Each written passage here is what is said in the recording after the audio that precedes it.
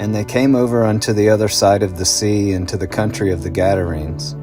And when he was come out of the ship, immediately there met him out of the tombs a man with an unclean spirit, who had his dwelling among the tombs, and no man could bind him, no, not with chains, because that he had been often bound with fetters and chains, and the chains had been plucked asunder by him, and the fetters broken in pieces, neither could any man tame him.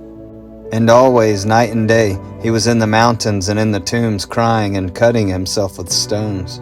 But when he saw Jesus afar off, he ran and worshipped him, and cried with a loud voice, and said, What have I to do with thee, Jesus, thou Son of the Most High God?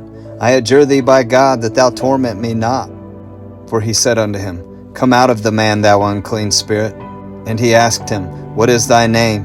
And he answered, saying, My name is Legion, for we are many.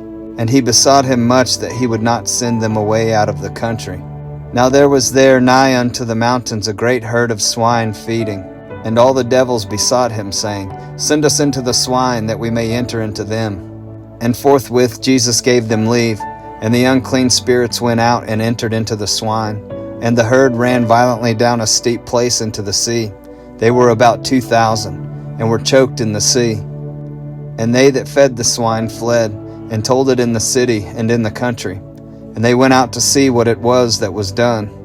And they come to Jesus, and see him that was possessed with the devil, and had the legion, sitting and clothed, and in his right mind. And they were afraid. And they that saw it told them how it befell to him that was possessed with the devil, and also concerning the swine. And they began to pray him to depart out of their coasts. And when he was come into the ship, he that had been possessed with the devil prayed him that he might be with him. Howbeit, Jesus suffered him not, but saith unto him, Go home to thy friends, and tell them how great things the Lord hath done for thee, and hath had compassion on thee. And he departed, and began to publish in Decapolis how great things Jesus had done for him, and all men did marvel. And when Jesus was passed over again by ship unto the other side, much people gathered unto him, and he was nigh unto the sea. And behold, there cometh one of the rulers of the synagogue, Jairus by name. And when he saw him, he fell at his feet, and besought him greatly, saying, My little daughter lieth at the point of death. I pray thee, come and lay thy hands on her, that she may be healed, and she shall live. And Jesus went with him, and much people followed him and thronged him. And a certain woman which had an issue of blood 12 years, and had suffered many things of many physicians, and had spent all that she had, and was nothing bettered, but rather grew worse, when she had heard of Jesus, came in the press behind, and touched his garment. For she said, If I may touch but his clothes, I shall be whole. And straightway the fountain of her blood was dried up, and she felt in her body that she was healed of that plague. And Jesus, immediately knowing in himself that virtue had gone out of him, turned him about in the press, and said, Who touched my clothes? And his disciples said unto him, Thou seest the multitude thronging thee, and sayest thou, Who touched me? And he looked round about to see her that had done this thing. But the woman, fearing and trembling, knowing what was done in her, came and fell down before him, and told him all the truth. And he said unto her, Daughter, thy faith hath made thee whole. Go in peace, and be whole of thy plague.